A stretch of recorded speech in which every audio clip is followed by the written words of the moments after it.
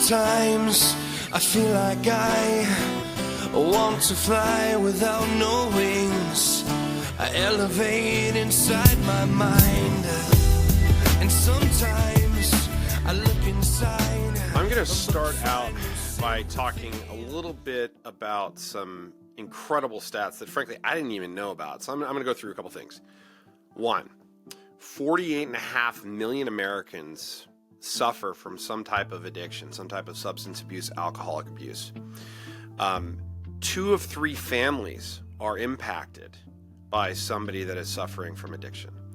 65% of workforce injuries are directly connected to some type of addiction, substance, alcohol disorder.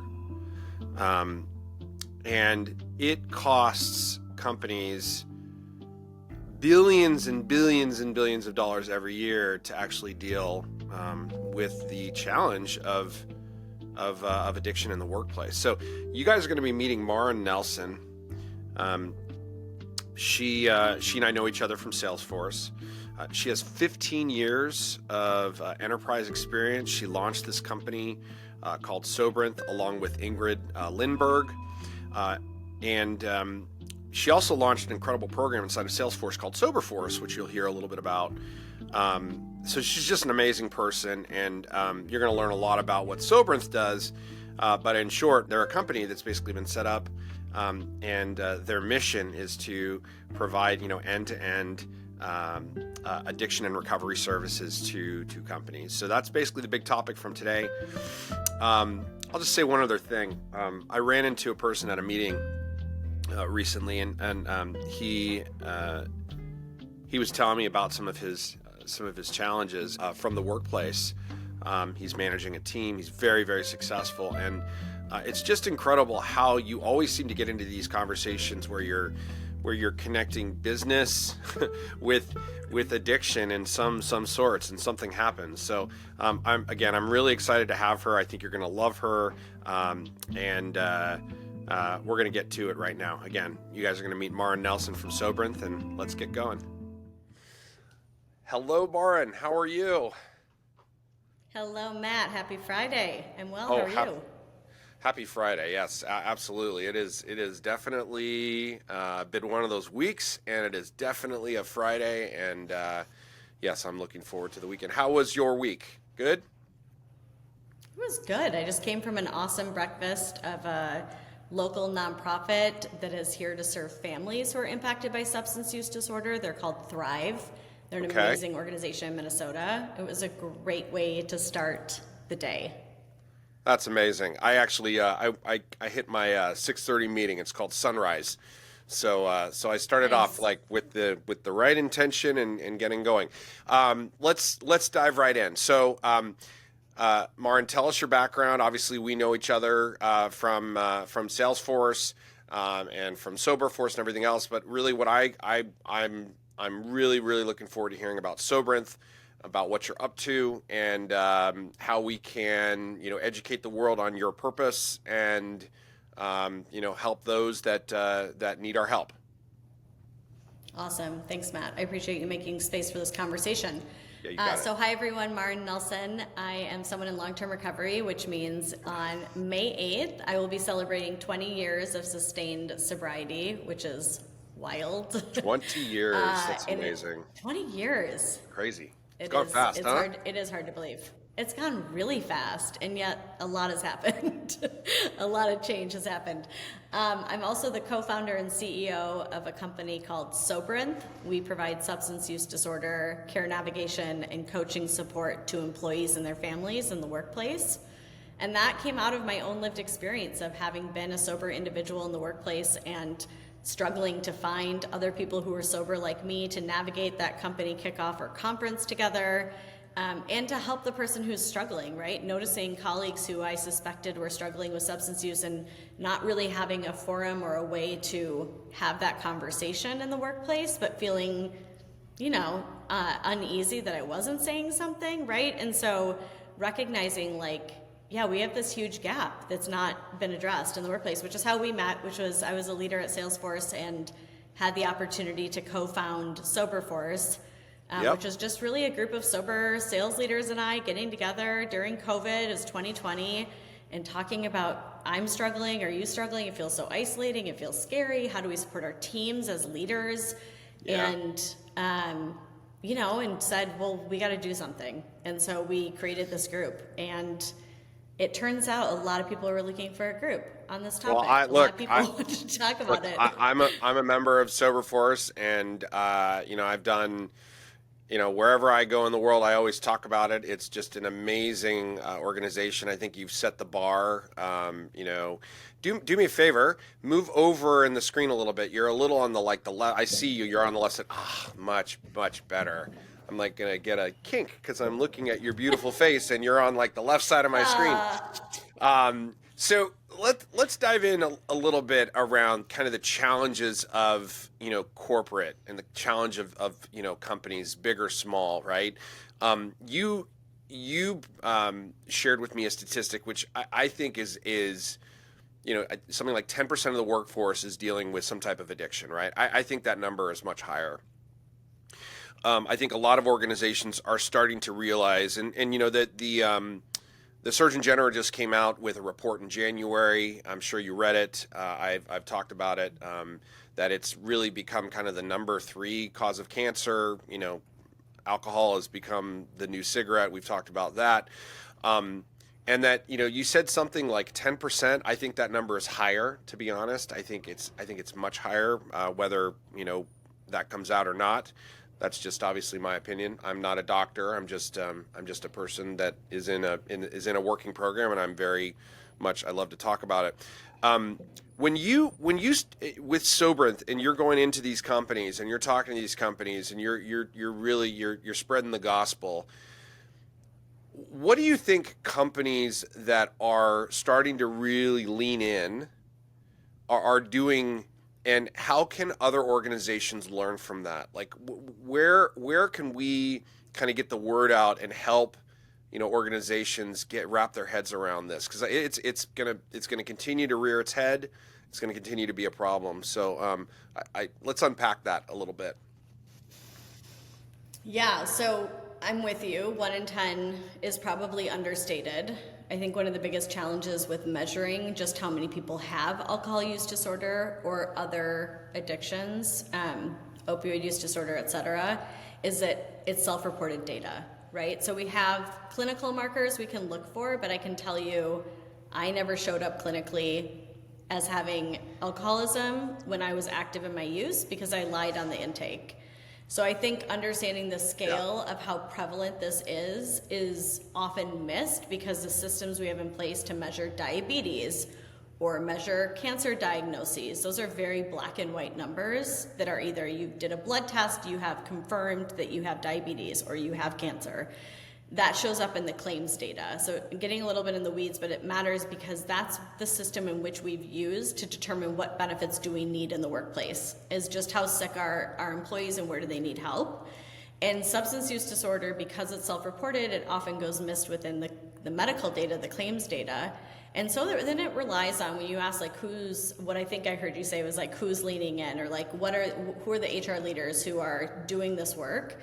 It's HR leaders who have had that lived experience. Either they are sober, they have a family member who's sober or who has struggled, or they have gotten that phone call from the employee in crisis who literally feels like they have nowhere else to turn, they don't know what else to do, and so they call HR and ask for help. And the HR leaders who have that sense of humility to go, how can I possibly know where to navigate this individual, especially if you're a global company? Like if you're a small local-based company where all your employees are in one city, you might know the outpatient and the inpatient and the detox and you might have those resources at your disposal. If you're a company like Salesforce and you're an HR team member who represents all 50 states and then actually globally, how in the world could you possibly know how to navigate an employee to the right place? And so I mean, it's a huge challenge, because it's not just about like somebody coming to you and saying, hey, I need help, or I need help for my, like you talked about, a leader came to you and said, hey, I've got a child, I'm spending 5 hours, like we talked about this before. Mm-hmm. But it's also like, you know, what are the what are the underpinnings of a program, the mental health strategies that a company's going to roll out, the support network that they're going to roll out, the funding that goes around with it. Like, there's just so many layers to it, and I would think I mean, it's a good problem for you, because like it probably keeps your mind constantly creative and thinking about, like, what can I do now? What can I do now? What can I do? But you know, it certainly is a big undertaking. It is a big undertaking. Matt, I didn't go to seek to solve an easy problem here by any stretch.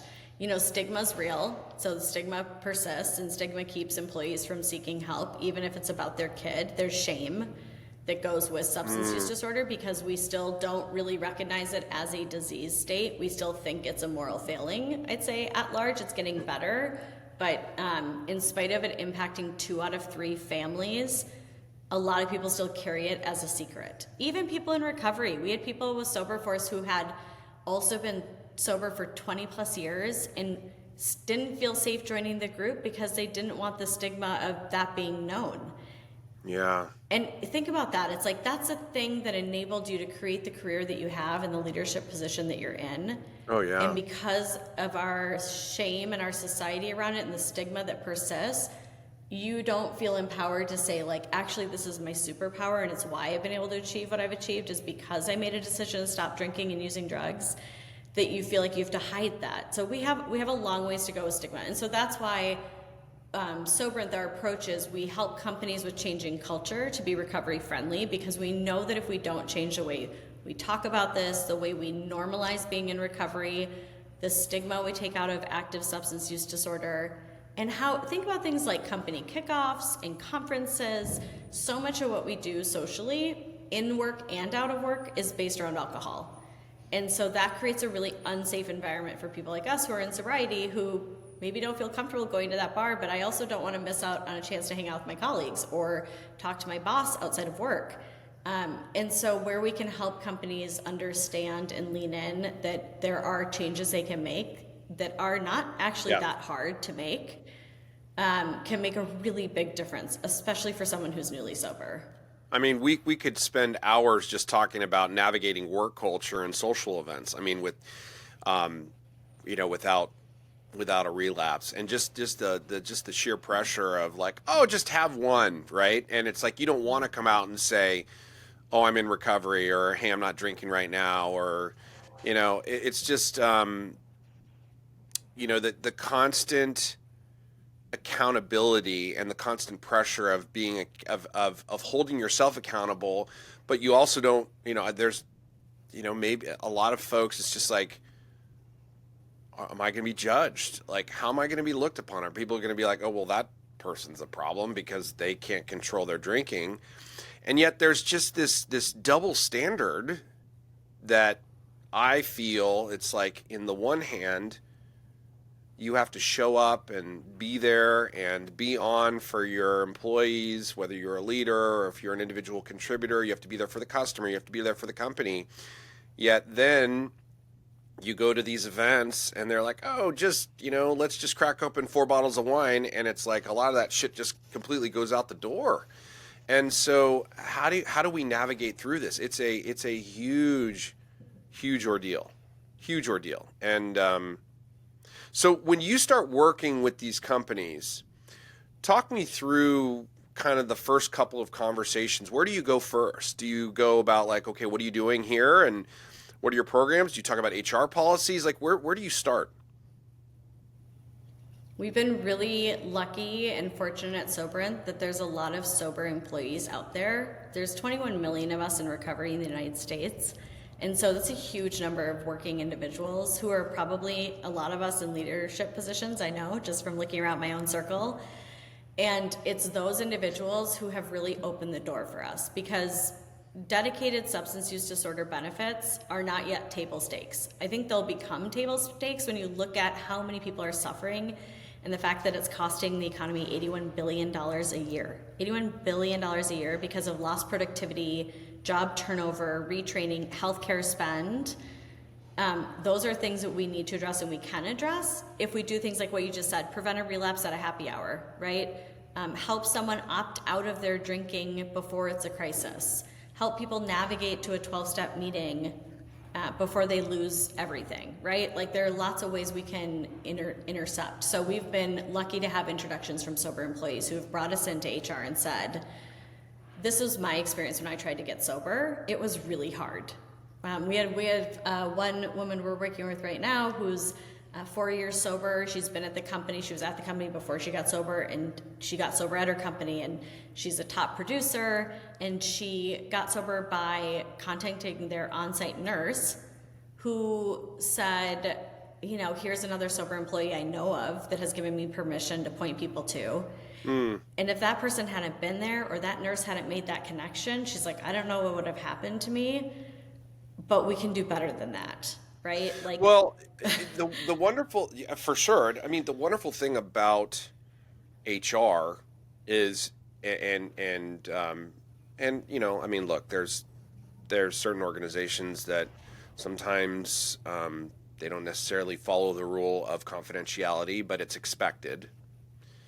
And of course, you know, HIPAA does protect those that are, you know, having challenges, health challenges, right? And that's exactly why that is. So fortunately, if you do go to HR and you do actually say, I have a problem, they are obligated, they are legally obligated, right? And we can, and I'm probably, I've been kind of writing down like kind of a list in my brain of like, who else do I want on here? I'm definitely going to want to hire a lawyer that's in recovery. Like, how do you deal with it? Like, I want to get their legal opinion on it. I'm going to be interviewing sober doctors. I'm going to be interviewing sober HR leaders. Like, and so when you do go to HR and say, hey, I have a problem, that's the one route. Now, if you have a great relationship with your leader, the other route is, hey, I have a problem. I need help. Or, you know, you take it upon yourself and you check yourself into rehab and you say, hey, I need to take a break and I'm going to rehab, and there's nothing that, you know, a company can do about it. So, how do you coach, you know, HR? We'll talk about leaders in a little bit in terms of like, what do you do with like coaching leaders? And like, because I'm sure there's going to be a lot of leaders that see this and be like, I hadn't really thought about it that way. Mm-hmm. Let's talk a little bit about that. So it's thanks for that question. It's super important. We know from the data, from our own internal data and external data from a company called Fors Marsh, F-O-R-S. They've done a bunch of surveys in partnership with HRCI, which is kind of like SHRM. They represent HR leaders. It's specific to substance use disorder and recovery-friendly workplace. And what their data has shown, and ours has reinforced, is that direct managers are the number one indicator of an employee feeling safe enough to ask for help with substance use disorder. Okay. So let me break that down. So what does that mean? That means that more influential than family and friends is your direct manager in your workplace giving you explicit permission to seek help with naming substance use disorder, so with alcohol or drugs, and saying to their employee, if you're struggling, you are safe to ask for help. And in our case, and what we provide language around for our companies and our customers that we work with is, you are safe to call Sobrynth. Sobrynth is a free and anonymous resource to you, the employee, and to your family. They will not share with us if you've called them. And you can reach out for help, and they'll help you navigate to the care you need, are available 24/7, 365. And when that happens, when those leaders have those all-team meetings and they mention us and they say it that clearly, we always get a phone call. So managers play a huge role, way more so than a message from HR, than a message from a CEO, because people trust their leaders, right? That's where they look to first. And if your leader tells you you're safe to ask for help, and it doesn't have to be to me, here's what we want to take away. The amount of leaders who say, I had an employee, and this happens all the time when I talk to people about what we're doing, who say, I had an employee who came to me a year ago, I had no idea how to help them, right? Like those kind of stories of like, I'm not in recovery, or I am in recovery, like me. When I would get those calls, and what I could offer at that time was my own journey, but my journey isn't necessarily fit for you, Matt, right? Like how I got sober isn't necessarily the formula that you need or you're seeking. And so if we're just reliant on one person, we don't have a system to support, then we're going to lose people, right? They're not going to get the help they need. Yeah. what if you're having challenges at work? You're having you're showing mistakes. Your manager is saying to you like, "Hey, I've got some real concerns around like your follow up or this or that." And what if you don't trust your leader? What do you do? Well, that's why Sobrynth is here. Because today, let me tell you what happens. If you don't have Sobrynth, here's what happens. You probably, if you even remember what EAP means, which stands for Employee Assistance Program, and most people are like, what's an EAP? I'm like, I'm sure you have one. And they go and look, and they're like, oh yeah, we do have one.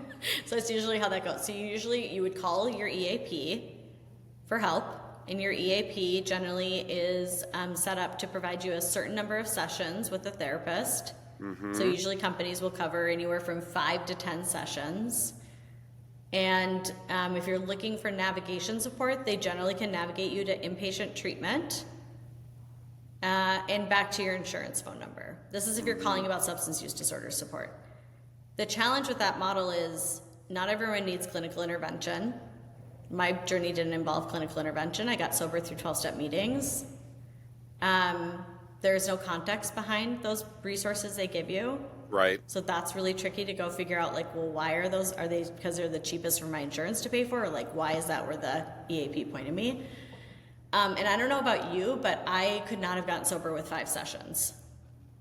Yeah. And how, cause that's the actual like solution component of it. Right. And that is like actually getting help, right?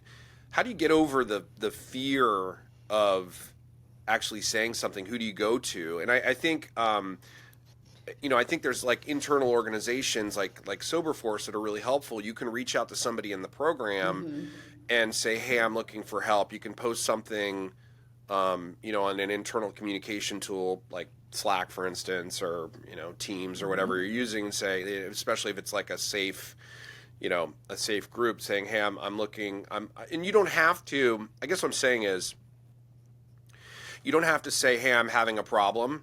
I'm having a substance abuse problem. I'm having alcohol problem. Saying, hey, I'm looking for advice, and I'm looking for some guidance. And there's words that we can use that are a little bit more kind of like a soft pitch or a soft lob, where being in the program for as long as you have, and I know being in the program as long as I have, when I see those things, I'm like, okay, one of two things are happening. One, they are in a crisis and they are trying to like navigate their way, and they're scared and they're alone and all that stuff, right? That's the option. They need help. I'm going to reach out to them. Boom, right?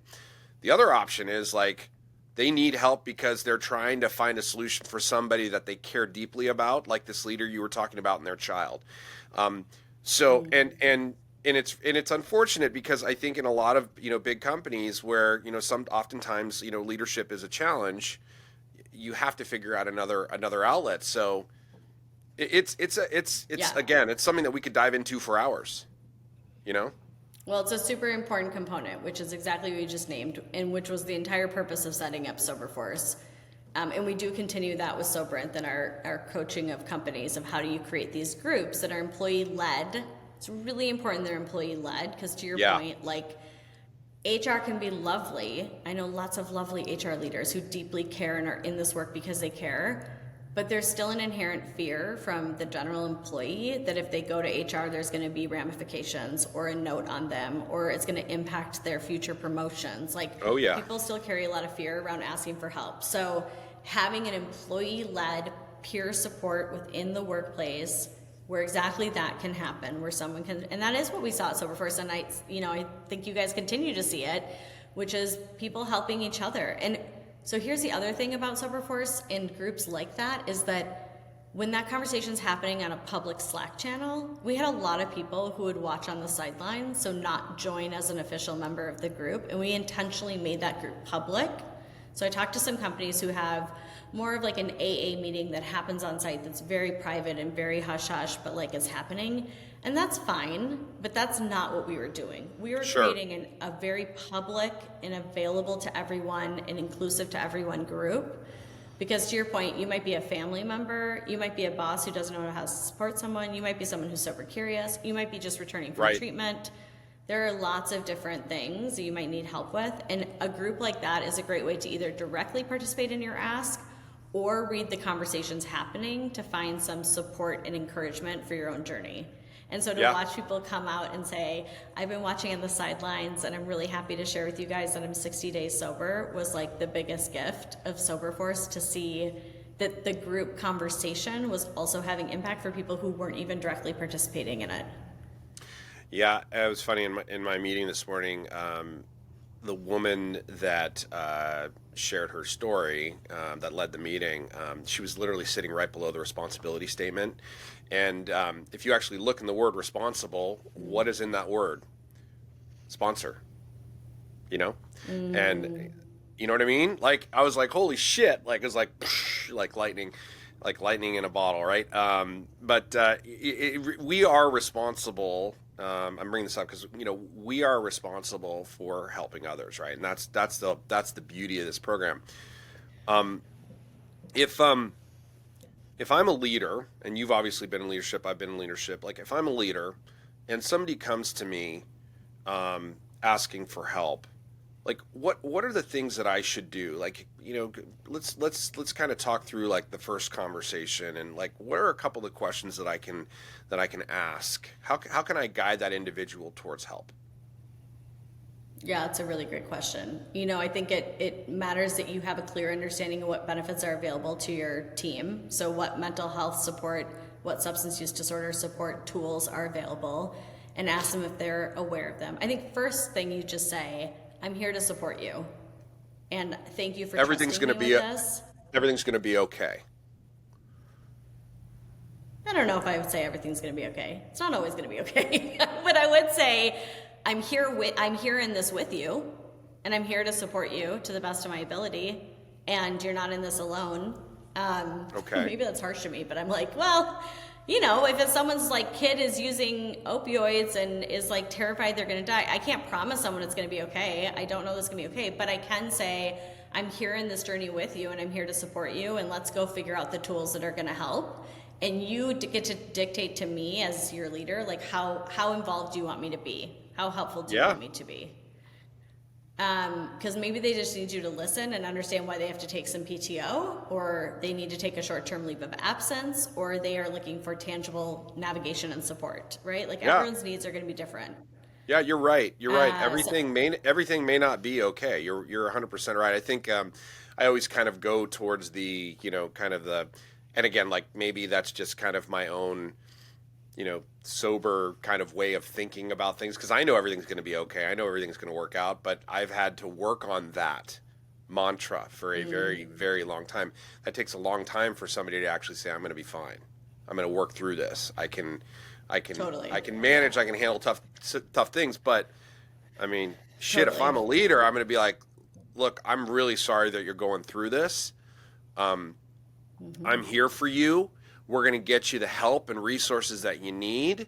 We're going to do this together. Like kind of lead. I guess what you're saying is like leading with empathy, right? 100%. Leading with empathy, compassion, sharing as much of your own personal story that makes sense and is relevant without centering on yourself, but being able to say, I've struggled too, and here's how, you know, this is what I can bring to the conversation and try to support you. And then asking if they want your help with getting HR involved. Do they need to do things like a short-term leave of absence or a family medical leave of absence, right? Your job, I think, as a leader is to be there as a listener and a connector and a facilitator of support. Good word. And connection, facilitation, mediation, And we can't save everyone. This is the other part of my program as being a sober individual is like, I can't make you get well. I can't make you take the tools up, right? Like, but I can tell you where they are, and I can ask you how I can help you.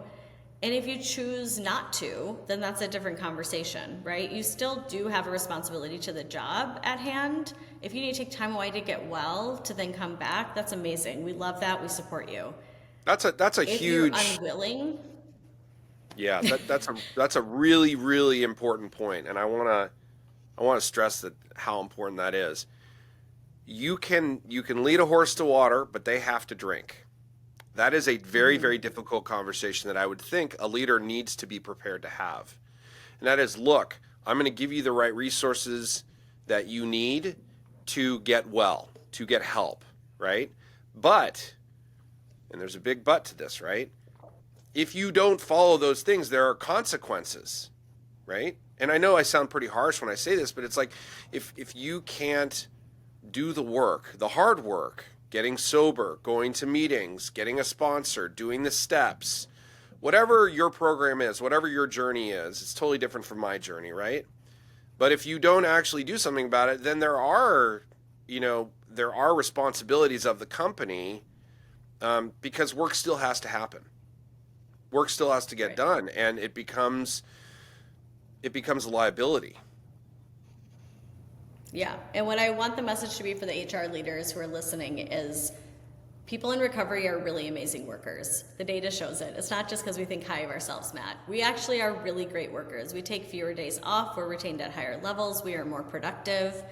We cost less medically. Like, you want people in recovery working for you. So I don't want the stigma, because it does happen, swing into, well, we don't want those people, right? It's like, no, you do want people in recovery. You want to encourage recovery. You're the best version of yourself in recovery. I'm 1,000% convinced of that. I am too. So we want to lean into helping people find their sober path. But yes, if someone chooses not to, and that's part of their journey, then losing their job may end up being a consequence of the journey. However, I know that there's so much more that we can do collectively in the world of employers to help our employees. And I know that HR leaders want to help their employees, and there just haven't been solutions out there, which is why we created this company, because we're like, there weren't options. There was not a better choice for them. And we owe it to our leaders, who are asked to do a lot, much like we ask our teachers to do a lot. They're asked to be mental health support. Like, people struggle during COVID, still are struggling. That struggle didn't just like evaporate because COVID is over, so to speak, right? And now we have a new set of stressors in the world. And so I think we're going to see an increase in substance use disorder and alcohol use disorder. And we got to give our people leaders tools. So, in the last couple of minutes that we're talking here, Marin, where is Sobrynth investing in? Because I really want to highlight what you're doing, because it is a blessing. It is an incredible service. Obviously, you are going to be a huge success around this. So, where are you investing in scaling your business? Are you investing in people? Are you investing in tools? Are you developing products? Are you developing content? Because I would think all of those things can go into what you're going to. Oh, you're laughing. I hit something. I'm laughing. I'm like, all of it? Is there an all of the above? What does kind of the next year or two look like for you as it relates to investing, in the company and how you're gonna really scale this thing? Yeah, well, we're really lucky that we have some awesome investors who saw the vision and backed our vision last summer, which then gave us the ability to start building our product. And so thrilled to share that our product called Soberpath will be going live in June, which is really exciting. Soberpath. So that goes live in June. Our first customers will be enrolling in that platform. So it's a mobile-enabled platform, and it will facilitate everything from finding your peer coach that you want to book time with, to the content that you talked about, the resource library, the questions like, what do I say to an employee I'm worried about? How do I support a friend who's not drinking? Is detoxing safe? Like, we have it all. We also have it set up to support individuals who are sober curious, so you can create challenges for yourself. And look at things like, how much do I want to drink or use? And, use it in a way like you use a weight loss app or any sort of exercise app, right? Like, let's actually support the people who want to do less. That's great. That's awesome. It doesn't have to be binary. It doesn't have to be sober or not sober. So our platform launch is our next big thing. And really focus on finding more companies who are willing to be on this journey with us and want to pilot this with their employees and see the impact it has. We're confident in the gaps we're closing. We've done successful pilots, so we know it works. We know we're solving a need. And we need more employers who say, you know what, this is worthy of solving, and we need to do more.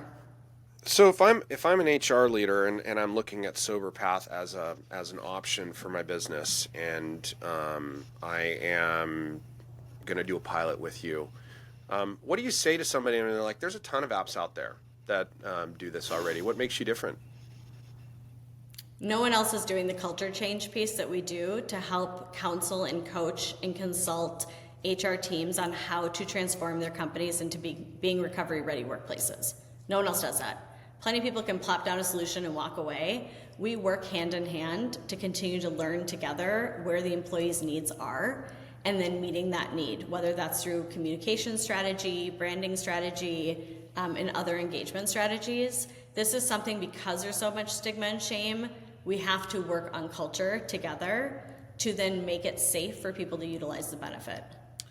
So kind of similar to when we go into companies and say, we're going to help you set up a center of excellence around whatever it is that you're going to do. What you're basically doing is you're setting up a center of excellence around helping organizations build full addiction and recovery support services inside of a company, is what you're telling. Did I summarize that okay, or did I miss it? Yeah, we help them become recovery-ready workplaces. So that is a Recovery-ready. movement. Yeah, that's a movement that has been taking off for quite some time. It started in the state of New Hampshire. We help the companies do that. So lots of states have done that as employers of state employees. We are helping companies to do that. And that's everything from, do we have a mocktail every time there's a cocktail hour? Do we send wine as a gift, or do we make it a choice so we don't assume everyone drinks, right? How do we create a sober employee resource group? So on and so forth. So there's lots of points in which we can partner to change the way we talk about this in the workplace that makes it safe for people to ask for help. And you're launching in June. So do you already have kind of an initial pilot group that is already on board, ready to go, is going to be part of the launch, going to be part of the PR, going to be part of the marketing? Are you lining all that up, or is it going to be just, we're going to put it out there? I would assume, knowing the person that you are, you're very methodical, and you are very much like, we're gonna do this right. So I would think it's the former, but I'm curious what you're doing. So Matt, we're actually already live. So we already have customers. We went live with our dedicated phone support, 24/7, 365 care navigation and peer coaching, combined with that culture change consult. So that went live last summer. So we already have national employers who are live using our solution. We are deployed to employees. They are calling us. The platform that we're adding is an additional tool that we felt was necessary because not everyone wants to pick up the phone and call. They want to figure out this a little bit more on their own, and they don't necessarily want to speak with a live person. And so we tried to build as much of that live support into our platform, but we will always still have the 24/7 support, because I can tell you, when I was in crisis, I didn't want to have to look online to figure it out. I needed to talk to someone right in that moment who could tell me what to do. Amazing. And so we will always have that 24/7 support. Amazing. And the app's going to be out in June, yeah? Yes, a platform, not an app. We actually intentionally avoided the app because, no, you're fine. I do it all the time. I say app because it's such default language. But yes, our mobile-enabled platform will be out in June for our employers. Yeah.